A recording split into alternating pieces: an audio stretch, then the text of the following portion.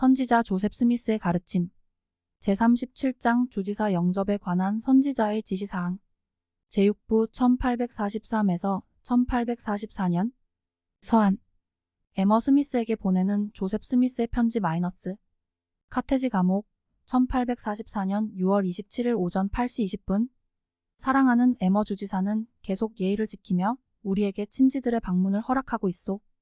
오늘 아침 우리는 지난 밤에 예상했던 바와 같이 그가 오늘 군대를 이끌고 나부로 가지 않을 것이란 소식을 들었소. 그러나 그가 군대를 이끌고 내려가도 당신은 보호받을 것이요. 당신은 더넴 형제에게 사람들이 집에 있거나 생업에 종사하도록 지시하라고 일러주시오. 주지사로부터의 모이라는 명령 없이는 무리를 지어 모이는 일이 없도록 지시하게 하시오. 주지사에게 모든 지휘를 맡기시오. 더넴 형제는 물론 정부 관원의 명령에 순종하고 그들이 요구하는 사항에 협조적이어야 할 것이요. 근전령에 대하여는 위험이 없소. 만일 군대 중에서 난동이 일게 되면 흥분이 잦아든 상태이기 때문에 난동이 있으리라고는 기대되지 않소마는 일부는 충의를 지켜 주와 우리의 권리를 옹호해야 할 것이요. 영원한 원리가 하나 있소. 그것은 모든 사람은 자신의 생명과 필요하면 가족의 생명을 보호해야 할 임무가 있으며 최후의 극단적인 경우가 닥치더라도 어떠한 권세도 이 권리를 금할 수 없다는 것이요. 나는 이러한 극단의 경우가 생기지 않기를 바라오마는 주의가 안전의 어버이요. 추심 마이너스 이제 나의 행위가 정당화되었고 할 수 있는 만큼의 최선을 다하였다고 생각하며 모든 것은 운명에 맡기기로 하였소. 아이들에게 나의 사랑을 전해주오. 그리고 나의 모든 친지들, 브루어씨 그리고 나의 안부를 묻는 모든 사람에게 사랑을 전해주시오. 반역죄에 대하여 나는 무죄하다는 것을 알고 있소. 저들은 그 죄의 증거를 보일 수 없을 것이요. 그러니 당신은 그 문제에 대하여 무슨 일이 일어나지 않을까 두려워할 필요가 없소. 하나님의 축복을 기원하면서 아멘. 악을 들춰내는 것이 항상 현명한 행위는 아님. 1844년 6월 27일 목요일 오전 조셉은 이렇게 말했다. 우리 원수들이 악하고 피에 굶주려 있기 때문에 이미 우리의 생명은 위태로운 상태에 있습니다. 장래를 위해서라도 우리는 이 사태에 제동을 걸어야 합니다. 우리가 그들에게 말했던 것은 모두 진실이었습니다. 그러나 진리를 말하는 것이 항상 현명한 것은 아닙니다. 하나님의 아들 예수께서도 그 자신과 그의 제자들의 안전을 위하여 여러 번 그의 감정을 억제하셔야 했고 아버지의 왕국에 속한 여러 가지에 관하여 그의 마음속에 있는 의로운 목적을 감추어야 했습니다. 그가 아직 소년이었을 때 그는 유대 왕국을 다스릴 만한 예지를 모두 갖추고 있었으며 가장 학식이 많은 율법 학자와 신학자들과 함께 논하고 그들의 이론과 실제를 그가 소유한 지혜로 무색해할 수 있을 정도였습니다. 그러나 그는 아직 어린 소년으로서 자신을 방어할 힘조차 없었으며 추위와 굶주림과 사망에 굴복해야 했습니다. 예수 그리스도 후기 성도 교회도 마찬가지입니다. 우리에게는 예수 그리스도의 계시가 있으며 우리 안에 있는 지식은 이 지상의 의로운 왕국을 건설하고 온 인류에게 평화를 부여하기에 충분한 것입니다. 그러나 우리는 예수께서 소년 시절에 그랬던 것과 같이 우리의 원리를 옹호할 힘이 없으며 야고비 때가 이르러 자신을 돌볼 수 있을 때까지 고통당하고 핍박을 받으면서 인내로 참아야 했던 것과 같이 참아야 할 필요가 있습니다. 휠로크는 토요일에 열릴 재판에서 요구되는 증인의 명단을 작성했다. 명단을 검토하면서 읽어 내려갈 때 몇몇 사람의 이름이 빠졌는데 그 중에는 알퍼스 커틀러와 레이놀즈 카운도 들어있었다. 이것은 하이럼 형제가 그들의 참석이 불필요하다고 느꼈기 때문이었다. 조셉 형제는 그들이 참석하지 않도록 한 이유를 물었다. 하이럼은 좋은 사람들이지만은 그들은 법정에서 질문에 정확하게 답할 만큼 충분히 알고 있지 않기 때문이라고 대답했다. 조셉 형제는 좋습니다 라고 말했다. 구류자들은 가족에게도 여러 가지 말을 전했다. 그 메시지가 너무 많아서 휠로크가 혹시 잊을까 염려하여 리차즈 박사는 그것들을 받아 적으라고 말했다. 그러나 하이럼 형제는 그를 뚫어지게 바라보면서 이렇게 말했다. 휠로크 형제는 우리가 말하는 것을 모두 기억할 것입니다. 그는 결코 오늘 일어난 일들을 잊지 않을 것입니다. 선지자의 꿈. 조셉은 간밤에 꾼 꿈을 다음과 같이 말했다. 나는 오하이오주 커틀랜드에 있었는데 혼자 걷고 있었던 것 같습니다. 나의 옛 농장을 보았는데 잡초와 잡목이 우거져 전혀 사람이 돌보지 않은 흔적이 역력했습니다. 창고로 가보았더니 바닥도 없고 문도 없었으며 비마기 판자도 떨어져 나갔습니다.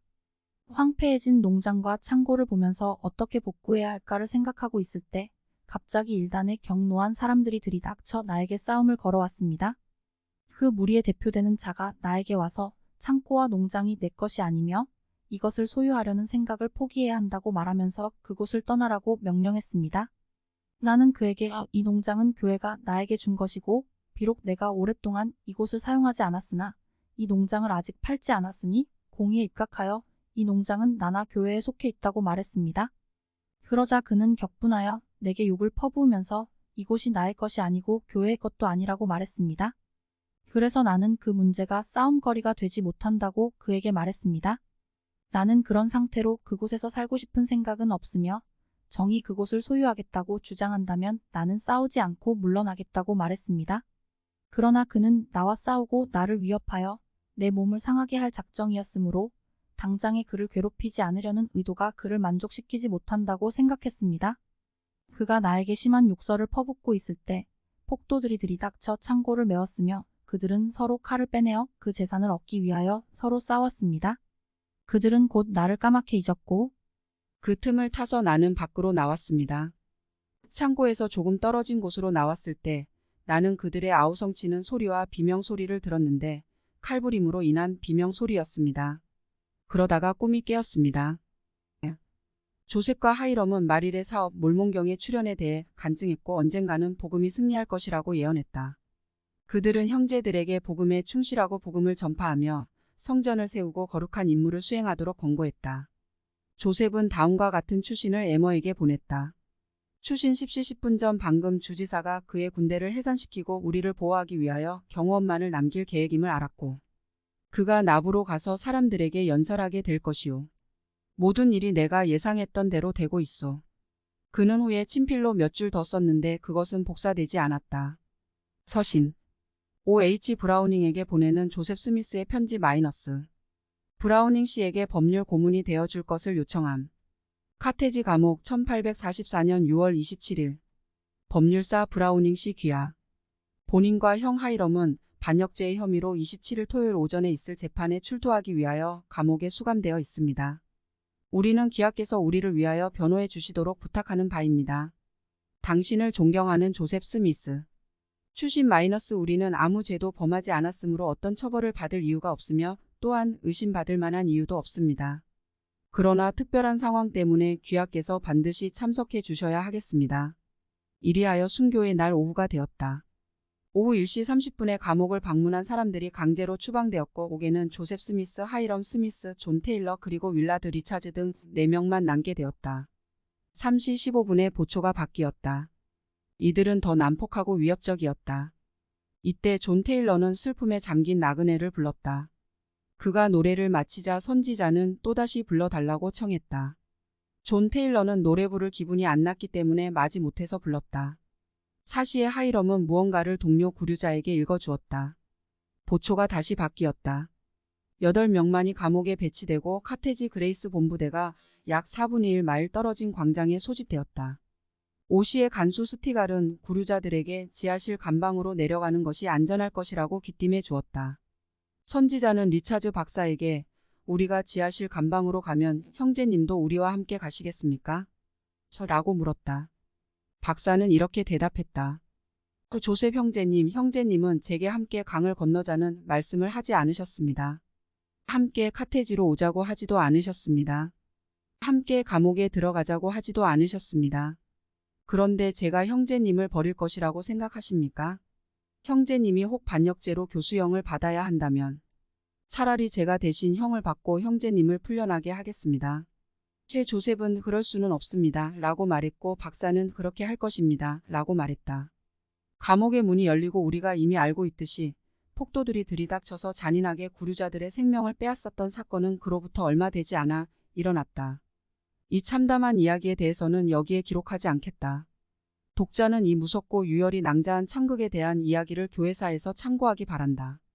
교리와 성약 135편에 기록된 선지자의 순교에 관한 기록. 1844년 6월 27일 일리노이주 카테지에서 선지자 조셉 스미스와 그의 형인 축복사 하이럼 스미스가 순교함. 이 문서는 그 사건의 목격자였던 12사도 평의회의 존 테일러 장로가 기술하였다. 이 책과 몰몬경의 증거를 인봉하기 위하여 우리는 선지자 조셉 스미스와 축복사 하이럼 스미스가 순교하였음을 발표하노라. 이들은 1844년 6월 27일 오후 5시경 카테지 감옥에서 150명에서 200명에 검게 칠한 무장 폭도들에게 피격되었느니라. 하이럼이 먼저 총격을 받아 나는 죽노라 외치며 조용히 쓰러졌느니라. 조셉은 창에서 뛰어내렸으나 도중에 총격을 받아 오주 나의 하나님이시여 라고 외치며 죽었느니라. 두 사람은 죽은 후에도 참혹하게 총격을 받았고 둘 다 네 발의 총탄을 받았느니라. 그때의 그 방에 있던 사람은 두 명의 시비사도 존 테일러와 윌라드 리차즈 뿐으로 전자는 네 발의 총탄을 받아 처참하게 부상하였으나 그 후로 회복되었고 후자는 하나님의 섭리로 옷에 탄환 하나도 맞지 아니하고 피하였느니라. 주의 선지자요 선견자인 조셉 스미스는 이 세상에서 사람의 구원을 위하여 다만 예수를 제외하고 세상에 살았던 어떠한 사람보다 더 많은 일을 수행하였도다.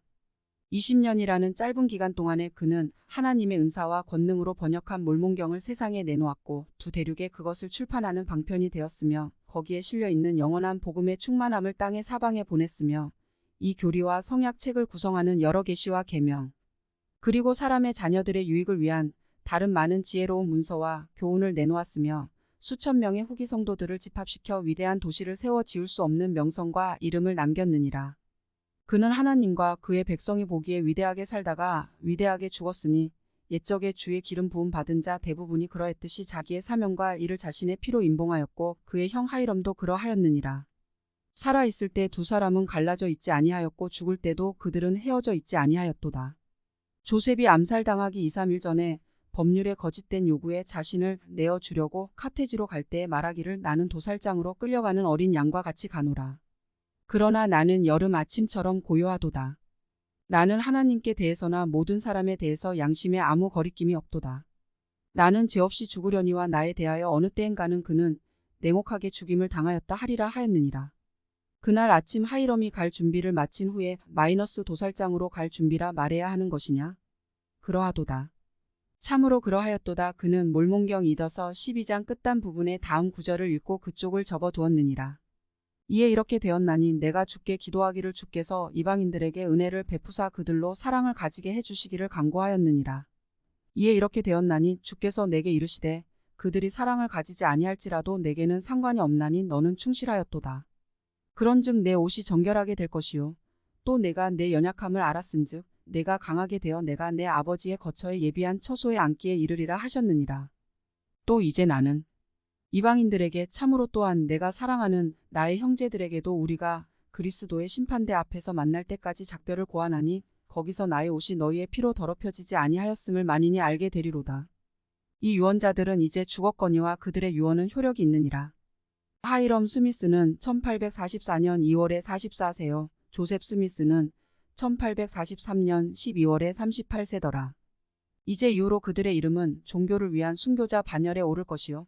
각 나라에 있는 독자는 몰몬경과 이 책 곧 교회의 교리와 성약이 황폐해진 세상을 구원하러 나아오기 위하여 19세기에 가장 고귀한 피를 대가로 지불하였음을 상기할 것이요. 또 하나님의 영광을 위하여 불이 푸른 나무를 해할 수 있을진데 썩은 포도원을 정결하게 하기 위하여 마른 나무를 얼마나 쉽게 태워버릴 것인가를 생각해 내리라.